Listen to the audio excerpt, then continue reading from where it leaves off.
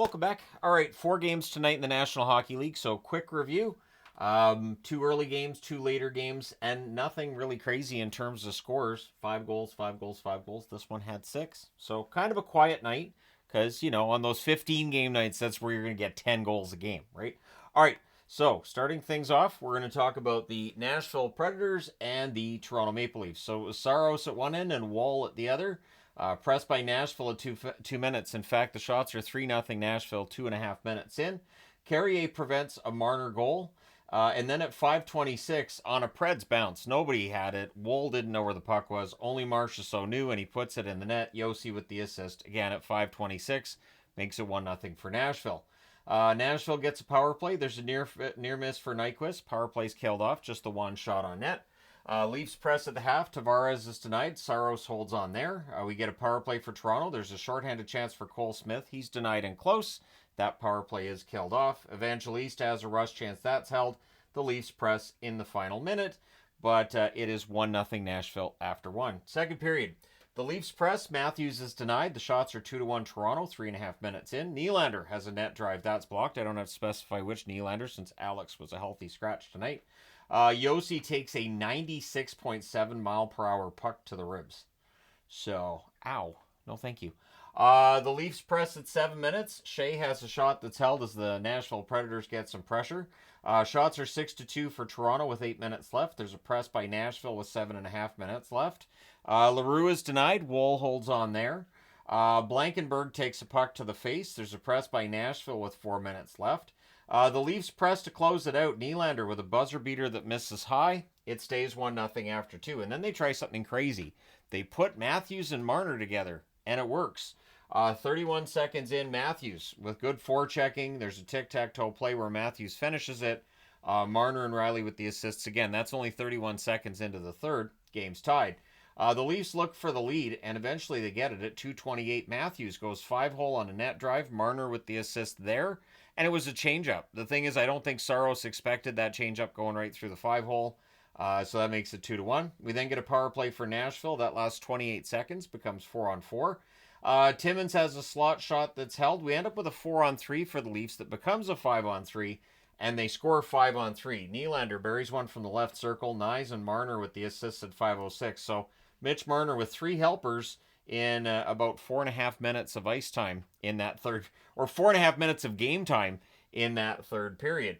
Leafs press at 7.5 minutes. Matthews is denied on a net drive as he's looking for the hat trick. Shots are 9-6 Toronto with 9 minutes left. At 16:38, Jankowski scores to make it a 1-goal game. Carrier and Smith with the assists. The goalie pull happens with 1:35 left. There's an empty net attempt by Marner that's actually blocked by the referee. He was trying to get out of the way. The Leafs do hang on, though. So Toronto wins this one 3-2. They go to 16-7-2 at the win. With the loss, Nashville 7-13-6. They've now won 2 of their last 11. Shots on net, 11-9 Toronto in the first, 7-3 Toronto in the second, 12-10 Nashville in the third. Final shots, 28-24 Toronto. Power plays, Nashville 0-2, Toronto 1-3. The hits, 32-15 Toronto. Saros saves 25 out of 28, and Woll saves 22 out of 24. All right, next up, Boston and Chicago. So Swayman versus Mrazek in this one. Reichel fires one wide on a rush. And at 1:23, during an early press, Vlasic scores his first of the season. Foligno and Murphy with the assists. The Bruins press to respond. We get a power play for Boston. It was a delay of game call. Power play's killed off.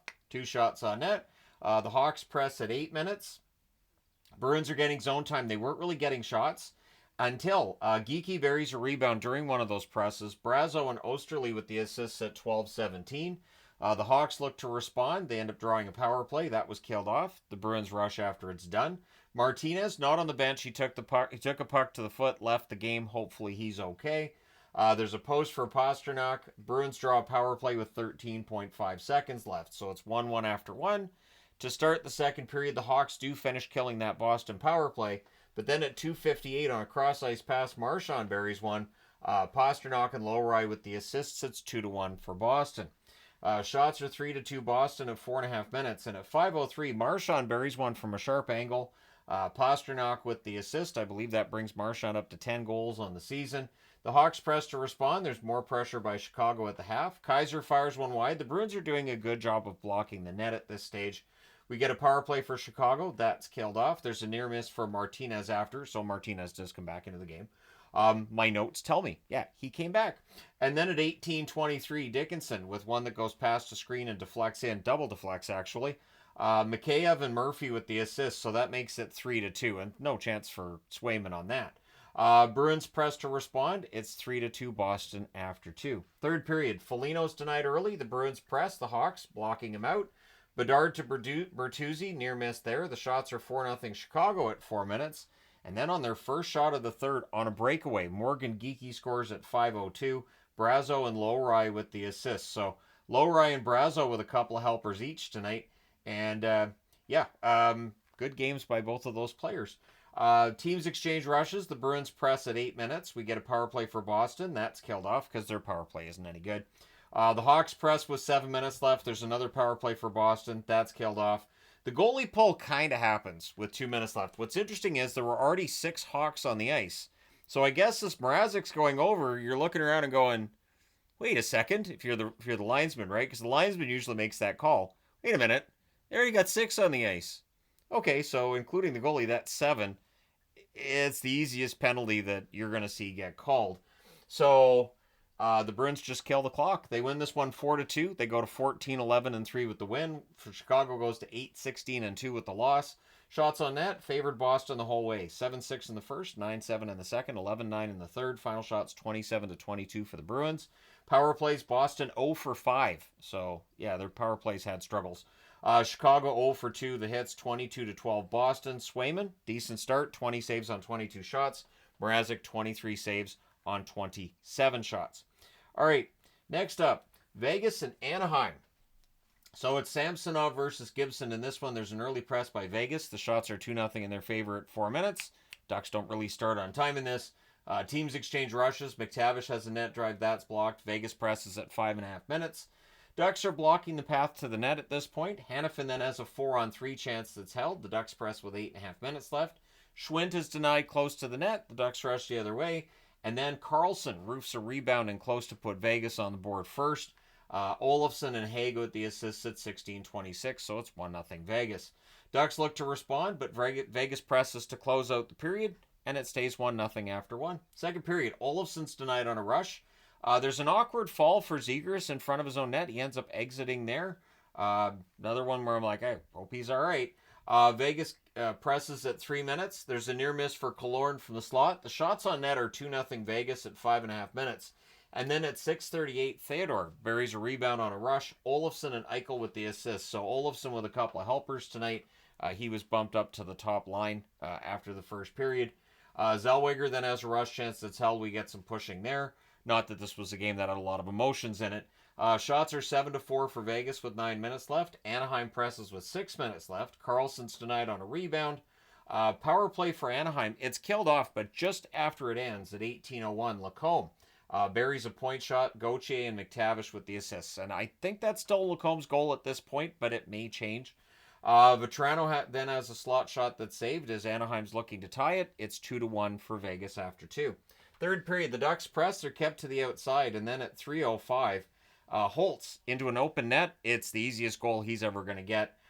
Pearson and Hurdle with the assists. So that's the first goal in a while for Holtz, as it was the first goal in a while for both Carlson and Theodore. So some players, if you're a Vegas fan that you want to see get off the schneid, absolutely did tonight. Ducks look to respond. Holtz nearly adds another.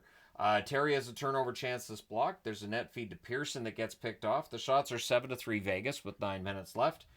Things are pushy on a hole by Samsonov. The Vegas presses with 6 minutes left with 4:28 left. Vegas with a power play that essentially ends the game. For Anaheim to get enough goals to win this game was going to be a challenge as it was, but with 4:28 left taking a penalty, you're just asking too much of them. Pietrangelo has a shot this blocker to side. That power play is killed off. The goalie pull happens with 2:10 left, and at 19:15, Theodore gets his second goal of the game into the empty net. Eichel and Hurdle with the assists. Your final score 4-1 for Vegas. They go to 17-7-3 with the win. Anaheim drops to 10-11-3. They do not get above 500. They haven't been above 500 since the 6th game this season. Shots on net favored Vegas the whole way. They really controlled most of the game. 12-7 in the first, 11-7 in the second, 10-6 in the third. Final shots 33-20 for the Golden Knights. Power plays, Vegas 0 for 2, Anaheim 0 for 1. The hits 17-11 for Anaheim. Samsonov 19 saves on 20 shots. Gibson 29 saves on 32 shots.